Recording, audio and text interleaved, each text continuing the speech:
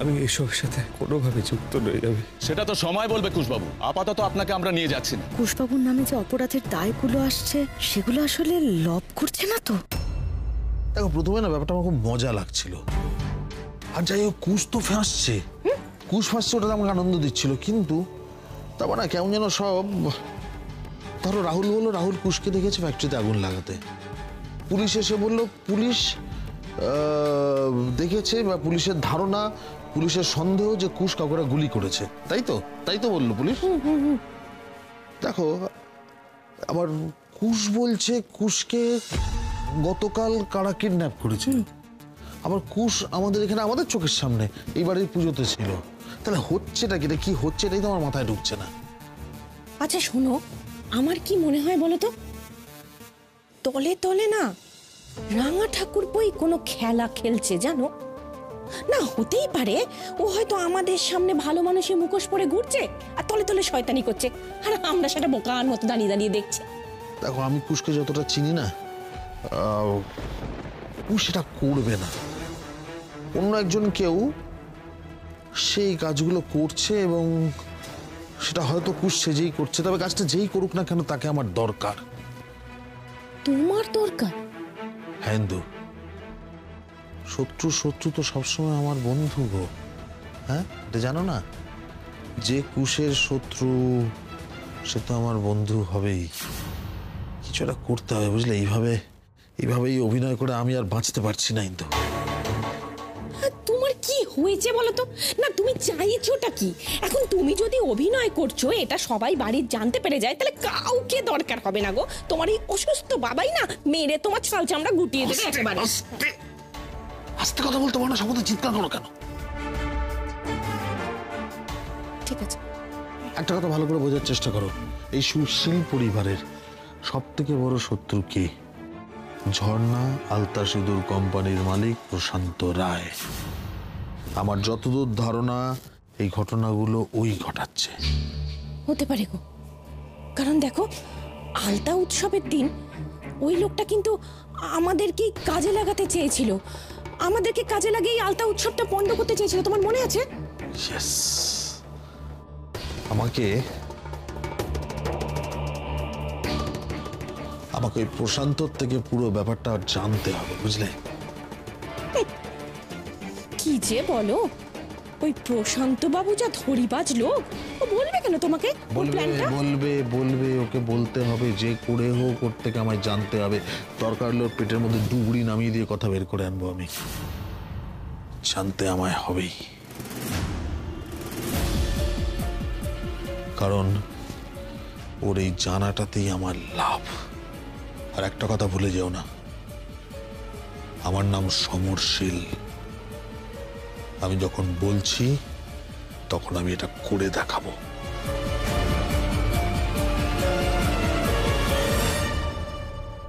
अरे उधर तो मिशन भी ठीक হয়ে গেছে।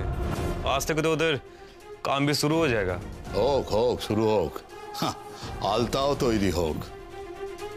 এবার এমন আলতা তৈরি হবে পায়ে পড়লে পা পুড়ে ছারখার হয়ে যাবে।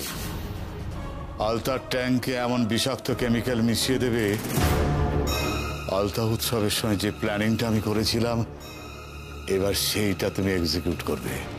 তবে হ্যাঁ, ফেল করলে হবে না, হ্যাঁ, হাতে কিন্তু সময় খুব কম আছে। কুশ এই লোকটার সঙ্গে দেখা করে কথা বলছে, কি করে সম্ভব? কেসটা তো ঘেঁটে যাচ্ছে, মাথার উপর দিয়ে যাচ্ছে পুরো।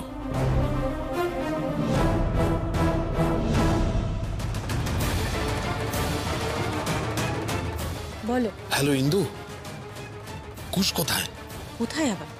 ওই তো রাঙা ঠাকুরপো আর কাকাবাবু এখানে বসে খাচ্ছে, রাঙাবউ খেতে দিচ্ছে। কি বলছো? অসম্ভব।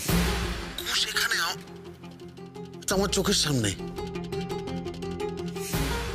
কি বলছো বলো তো তুমি? হ্যাঁ, মাথা খারাপের অভিনয় করতে করতে না মাথাটা একেবারে সত্যিই খারাপ হয়ে গেছে।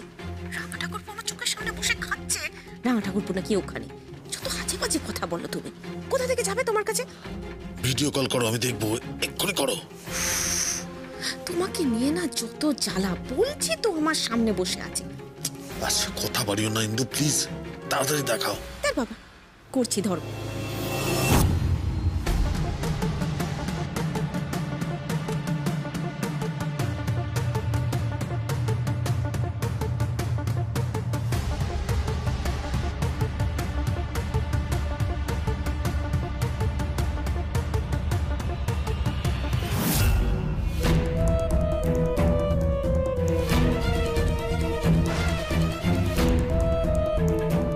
মন দিয়ে দেখো, কাকে দেখতে কাকে দেখেছে আর আমাকে বিরক্ত করে খাচ্ছে। আমিও মিথ্যে বলছি না ইন্দু, দেখবে, দেখো।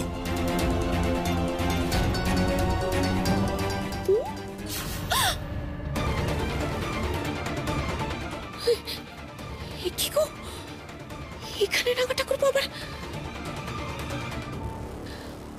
ওখানেও রাঙা ঠাকুরপো? তাহলে আর বলছি কি, শোনো, এই নিয়ে কারুর সামনে মুখ খুলবে না, হ্যাঁ? আগে আমি ফিরি, তারপর দেখছি।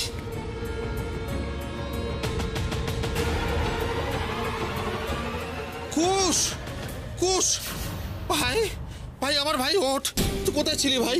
সারাদিন ধরে তোকে খুঁজে বেড়াচ্ছি, হ্যাঁ? আর তুই এখানে বসে আছিস ভাই রে। চ ভাই, বাড়ি চ। আশ্চর্য সাহস হয়ে গেছে তোর, বড় দাদার সামনে সিগারেট খাচ্ছিস? ঠিক ঠাস করে চল মারবো। চ বাড়ি চ। আরে এই লোকটা তো ওই বাড়িরই ছেলে, এখানে চলে এলো।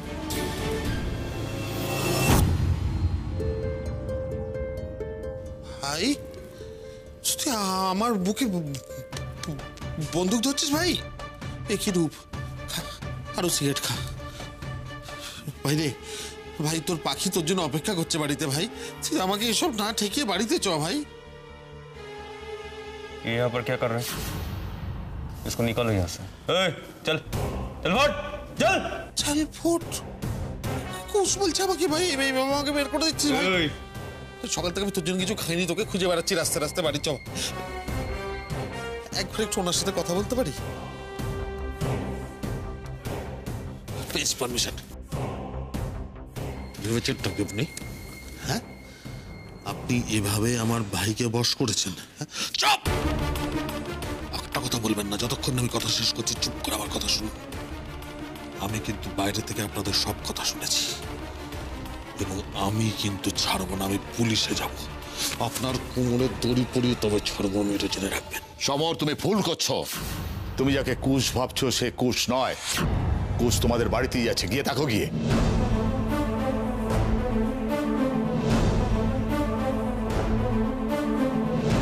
কুশের একটা যমজ ভাই ছিল, লব, অবিকল কুশের মতো দেখতে, কিন্তু সে তো অ্যাক্সিডেন্টে মারা গেছিল। তাহলে এটা কে? কুশ আর লব বাদেও আরো একজন? সমর, এক্ষুনি ওর কথা জানাজানি হলে একটু সমস্যা আছে। প্লিজ কাউকে বলো না। কাউকে বলবো না, কিন্তু আমার একটা শর্ত আছে। আপনাদের এই পুরো খেলাটার মধ্যে, মানে এই পুরো গেমটার মধ্যে আমাকে রাখতে হবে। আমাকে আপনাদের দলে নিতে হবে, বোঝা গেল? ডিল?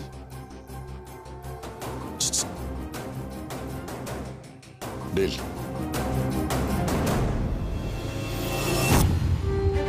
কাঁটা দিয়ে যেমন কাঁটা তোলে, আমিও তেমন কুশের মতো দেখতে একজনকে দিয়েই কুশের ক্ষতি করব এবার।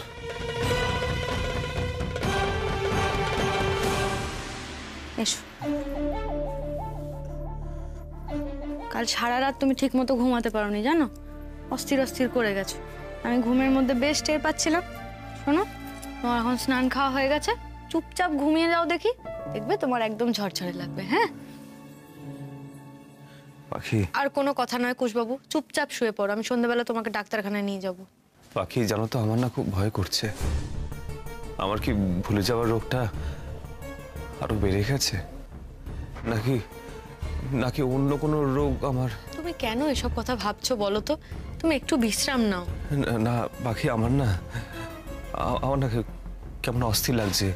আমার না খালি মনে হচ্ছে কাল সন্ধ্যাবেলায় পুজোতে আমি ছিলাম না। বিশ্বাস করো, আমি কারা যেন সন্ধ্যাবেলা আমাকে তুলে নিয়ে গিয়েছিল। আমি রাতে বাড়িতে ছিলাম না, আমি অন্য কোথাও ছিলাম। বিশ্বাস করো, আমার আমি তোমায় বলছি, শোনো, তুমি এসব উল্টোপাল্টা কথা চিন্তা করো না। কি বলো তো, ঘুম না হলে না মানুষের এরকম উল্টোপাল্টা চিন্তা ভাবনা মাথায় আসে। আর কোনো কথা নয়, অনেক ক্লান্ত আছো, চুপচাপ ঘুমিয়ে পড়ো। হ্যাঁ, দেখি।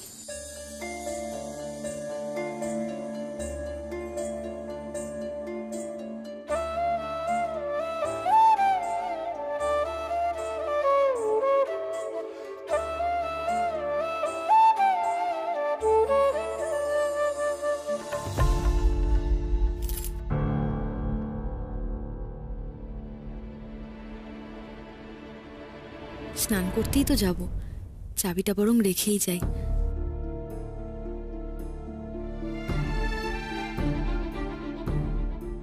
না, তাড়াতাড়ি সব সারতে হবে, এসে আবার বাকিদের সবাইকে খেতেও তো দিতে হবে।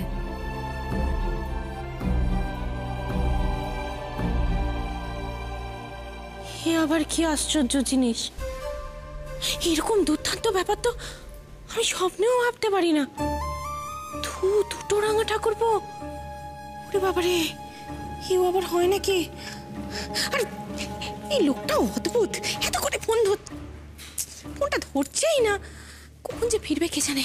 বাবা, পুরো ব্যাপারটা না জানা অবধি আমার শরীরটা তো একেবারে ইসফিস করছে।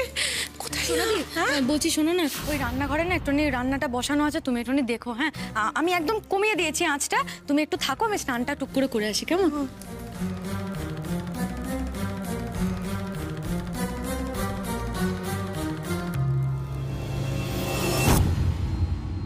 কি হলো?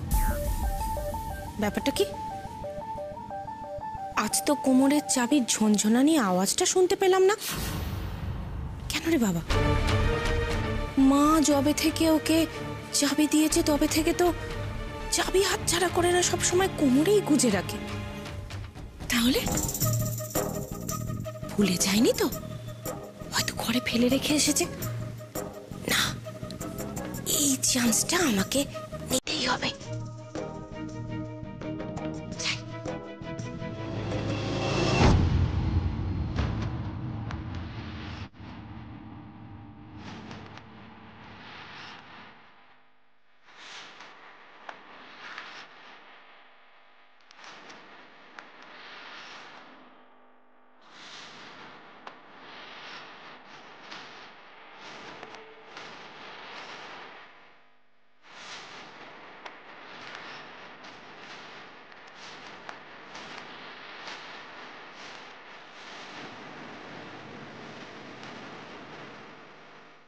রাঙাবউ চাবিটা যে কোথায় রেখেছে কে জানে। দূর বাবা, এ তো খুঁজেই পাচ্ছি না।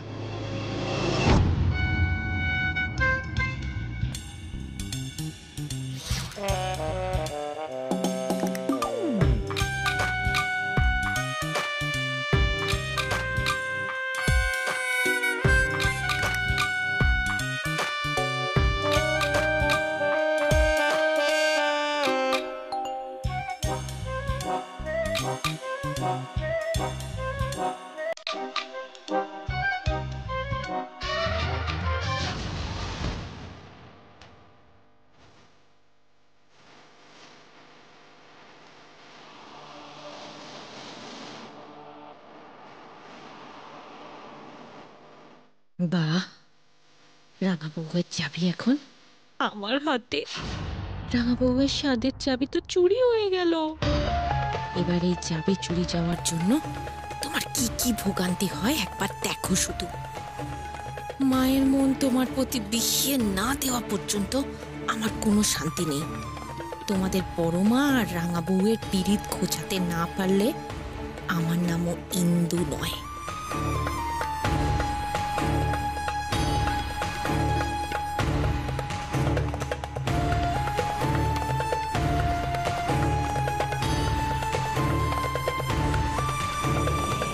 চলো চলো, এই ভালো করে মোছো বাবু, দেখি।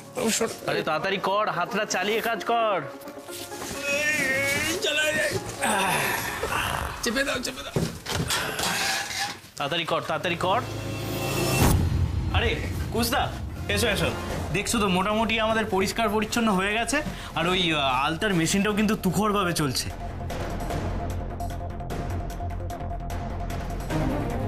ঠাকুরের অশেষ কৃপা গো কুস দাদা, তোমার বাবার শরীর খারাপ থাকা সত্ত্বেও কেমন মেশিনটা সারিয়ে ফেললো। আরে তা না হলে তো আলতা তৈরি শুরুই করা যেত না।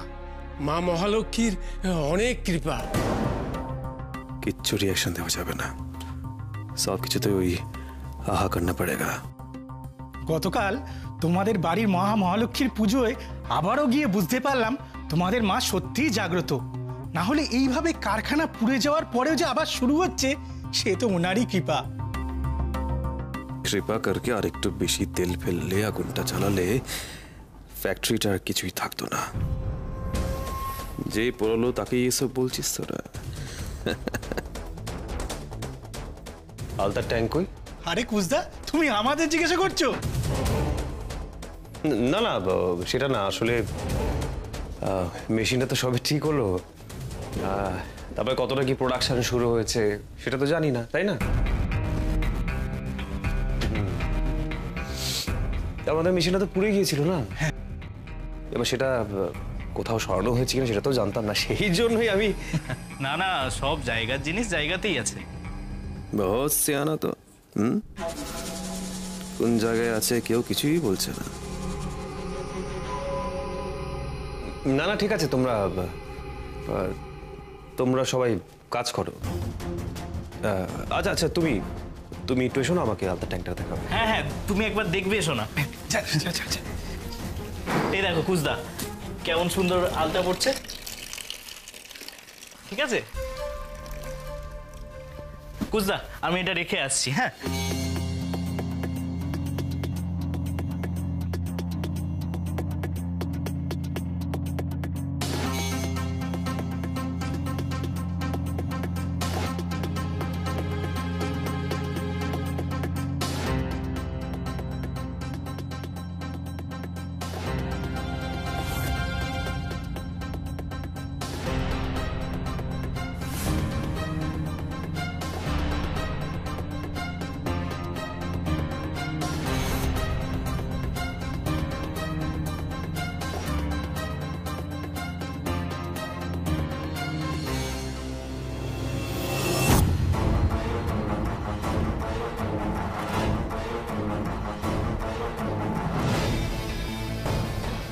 আমার কাম শেষ, अब 20-এর কাম শুরু হবে।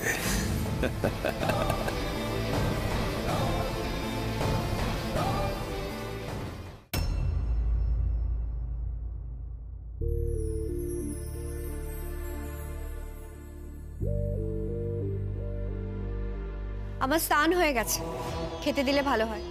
হ্যাঁ মনি দিদি, আসলে কি বলো তো, ওই স্নান সেরে না মায়ের কাছে প্রণাম করতে গিয়ে তোমায় ডাকতে দেরি হয়ে গেল। এই দেখি দেখি, হিমা, একে মনি দিদি, তুমি স্নান সেরে কপালে সিঁদুর ছোঁয়াওনি কেন? এটা তো এও স্ত্রীর লক্ষণ, বলো, অমঙ্গল হবে যে। বড় মা দেখলে কিন্তু বকাবকি করবে। এসো এসো, সিঁদুর ছোঁয়াবে। এই ছাড়ো তো, দুদিন হয়েছে এই বাড়িতে এসেছো, তার মধ্যে আমার স্বামীর মঙ্গল অমঙ্গল নিয়ে তোমার এত দরদ কিসের বলো তো? হ্যাঁ, আমি সিঁদুর পরি কি পরি না, শাখা পলা পরি কি পরি না, তাতে তোমার কি এসে যায়? তোমার বড় মা যখন আমাকে ঘাড় ধরে ওই বুড়ো বরের সঙ্গে বিয়ে দিয়েছিল, 15টা বছর ধরে যখন আমি ওই এক কামরার ঘরে গুতোগুতি করে সংসার করছিলাম, তুমি গেছিলে আমাকে দেখতে? আর এখন এসেছো আমাকে এও স্ত্রীর কর্তব্য বোঝাতে, বড় মা চামচাগিরি করতে। তোমার এই বড় মা না এতকাল হাত পা ছড়িয়ে শিলবাড়িতে রাজত্ব করেছে, এখনো করছে, আর তুমি তার চামচাগিরি করে তো এই বাড়ির ছোট রানী। তোমরা খুব সহজেই এত বড় বড় জ্ঞানের কথা বলে দিতে পারো। তুমি জানো, একটা দিনের জন্য আমি সুখী দাম্পত্যের মুখ দেখিনি, শুধুই কষ্ট, স্ট্রাগল আর অশান্তি। তারপর কেন বলো তো আমি লোক দেখানোর জন্য মাথা ভর্তি সিঁদুর আর এই শাখা পলা পরে ঘুরে বেড়াবো? তাও যেগুলো খুলে ফেলে দিন না, সেটাই অনেক। মনে দিদি, এমন কথা বলতে নেই, ছি। দেখো, আমি বুঝতে পারছি তোমার ঠাকুর জামাইয়ের ওপর অভিমান হয়েছে, কিন্তু বিশ্বাস করো দিদি, ঠাকুর জামাই বড্ড ভালো মানুষ গো, তোমাকে খুব ভালোবাসেন। মন ভালোবাসায় আমার দম বন্ধ হয়ে আসে রাগাবো। আমি চাই না। আর আর তুমি যদি ভেবে থাকো না যে এসব করে আমাকে ওই বাড়ি পাঠাবে, সেই ধান্দাটা করে কিন্তু কোনো লাভ নেই। কারণ সুদর্শনের সঙ্গে আমি সংসার করব না, ডিভোর্স আমি করবই।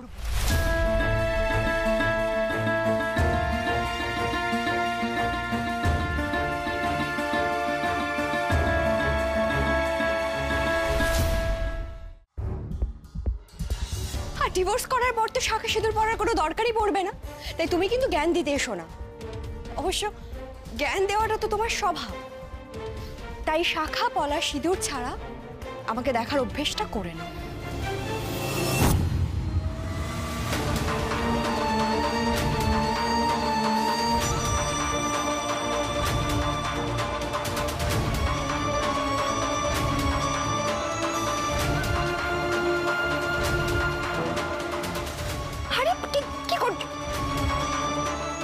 ভবিষ্যতে যা হবে দেখা যাবে। এখনো তুমি ঠাকুর জামাই স্ত্রী এবং ওই সংসারের উপর তোমার একটা দায়িত্ব আছে। স্বামী সন্তানের মঙ্গলের জন্য এটুকু করে থাকো। তোমার সাহস কি করে হলে আমাকে এভাবে?